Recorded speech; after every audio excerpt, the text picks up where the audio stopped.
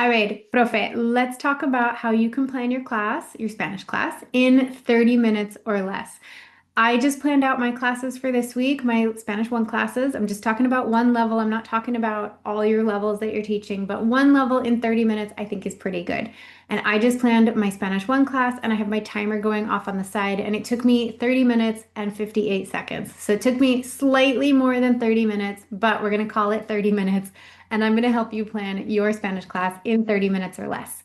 So there are a few things that I do to help me plan quickly, and I'm going to break them down for you. And the first two I think are really connected. The first one is that I focus on what my kids actually need to be successful, and the second is that I build backwards from the assessment.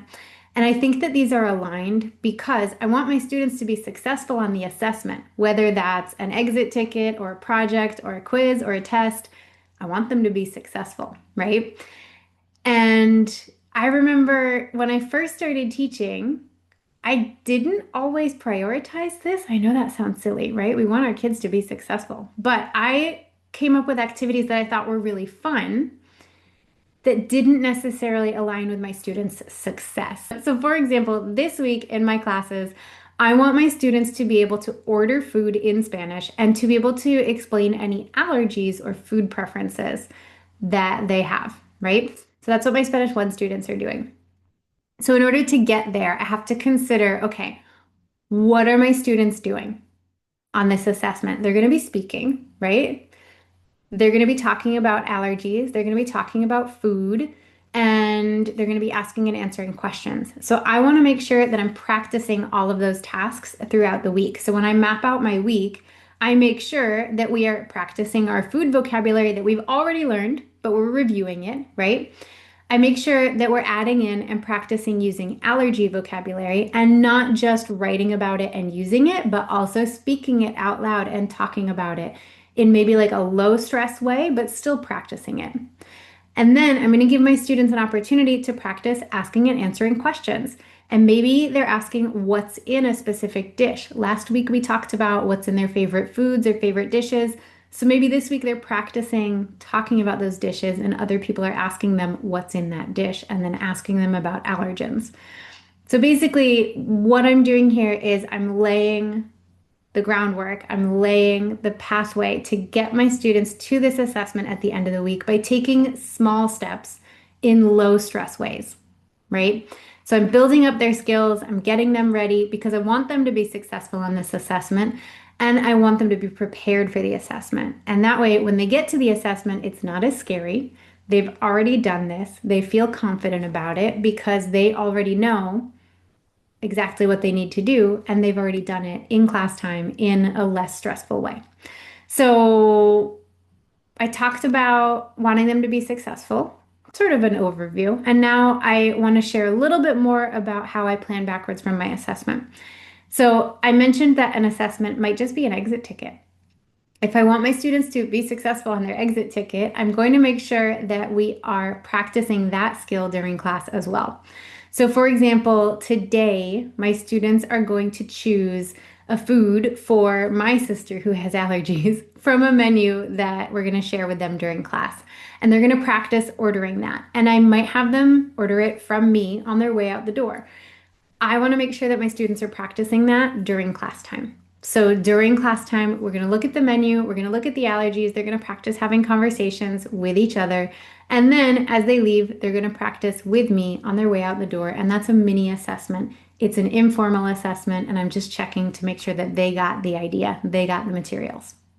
My third tip for planning quickly is that you model the expectations. So I always show my students what the end product should look like. If we are working on a recipe, which is what we did last week, I show them what a recipe looks like. I might show them what my recipe looks like. I might show them a recipe from another class. I might show them an authentic resource that is a recipe that shows like how they could structure their recipe, what it looks like. And I often will break this down with them and ask them, what do you see here? What do you notice about the action words? We did that with our recipes last week. We looked at the action words because I want them to use action words in their recipes and tell a reader what to do. So this is an opportunity to highlight what I expect from them, but it's also a really easy way to build Spanish into my instruction because I expect Spanish in responses from my students. So if I want my students to present an idea, we might do the same thing with a video or mini presentation where we might watch a video, or I might model a presentation using student-friendly language. I show them what it looks like. And me planning this in helps me set aside time in class to show them what I want to see, but it also gives them the opportunity to have some input. And if I build this into my weekly plan every week of like showing them what I expect, it makes it really easy to plan using routines. If you love planning using routines, check out my other video about planning multiple levels because I talk a lot about that there. And then the last thing that helps me plan easily, Profe, is that my students do the heavy lifting. I have the mindset that my students should be working harder than me. And your students should be working harder than you. You already learned the language. I already learned the language. We already got our degrees, took our exams, did the whole thing. We are ready. So your students should be working harder than you. Are you working harder than your students? We need to change that. So if students are learning, they're acquiring the language, that's hard work. We want them to do that hard work, and they should be putting in the work. Yes, you have to prep materials, you have to give student feedback, but students should be putting in the work to show off what they know. So usually it takes me a few minutes to plan and develop activities that my students can do independently. And then I expect my students to engage with those activities for like 10 to 15 minutes. So if I'm putting in a few minutes, I need them to put in more minutes so that they can show me what they can do, right? And what this could look like is that you don't need worksheets. And I know you're thinking like, Catherine, you sell worksheets. I know I do sell worksheets. And if you want ready-made worksheets, you can check out my TPT store link down below. But there are two reasons that I don't often use worksheets, right?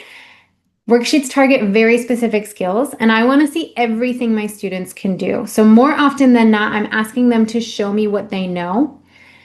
And the second reason I don't often use worksheets is they're a pain to prepare, which is why I make them for you. And you can check them out and grab them from my TPT store if you want to. But I know I am a perfectionist. I want the formatting to be just right. I want the questions to look a certain way. And I often will notice a mistake after I've already printed and made copies, but of course not on the ones I sell on TPT. But the reality is, grab some paper, grab some scrap paper. I love scrap paper. I even printed some notes here on the back of my printer alignment sheet. Grab some scrap paper, grab some lined paper, get your students to practice on their own. This is great practice for them to be taking notes in the future in classes or trainings, whether they're at college or a job or whatever it is. All of our students are going to be writing at some point in the future, so they need to practice that skill. You are teaching them a skill, right? If you have students who need extra supports, just print out your slides, right? So you can differentiate in that way, just print out your slides. But anyway, here are some things that your students can do that don't require you to put in the extra effort of preparing it. Your students can make vocab lists. I ask my students all the time, what vocab did we learn today? I didn't make a list.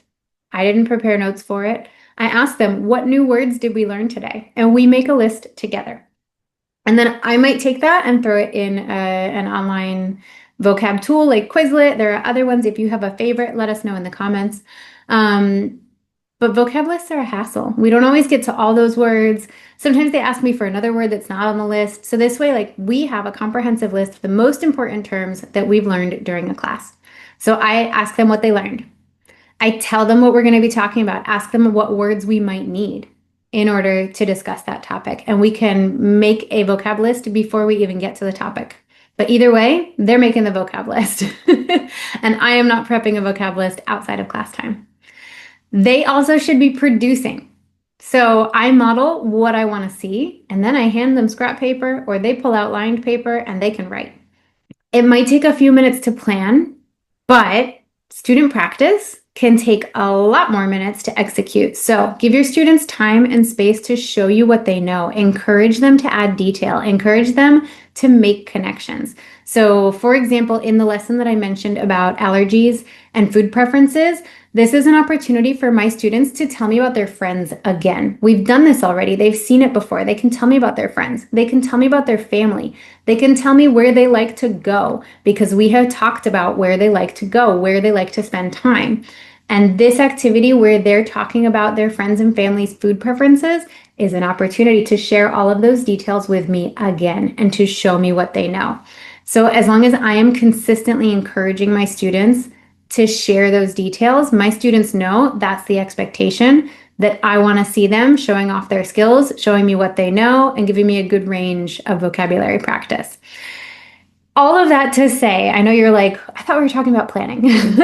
All of that to say, work time is a good thing, right? If we give our students time to work and we give them a space to show us what they know, it's good practice. And I know sometimes I feel guilty. I'm like, well, I'm just like walking around while they're working. But the reality is I set them up already to be successful. I gave them the vocab, I gave them the resources, we practiced it. Like they are ready and they're ready because of me. So it's okay for me to walk around and check their work. It's okay for me to take 5 minutes to sit at my desk and catch up on an email or catch up on some grading while they're working. I'm still available, I'm still helping, I'm still a resource for them, but they have that opportunity. Okay. So that's one way that you can set aside a lot of time and don't feel guilty about it, but you can set aside a lot of time while you're teaching and while you're prepping and dedicate that time to student practice because student practice is really important. Okay. These are just a few ideas. I have a lot more. Be sure to check out my blog post about this, about how I save time on my planning. I don't want this video to run too long because we all have planning to do, but I will see you next time, Profe. Ciao.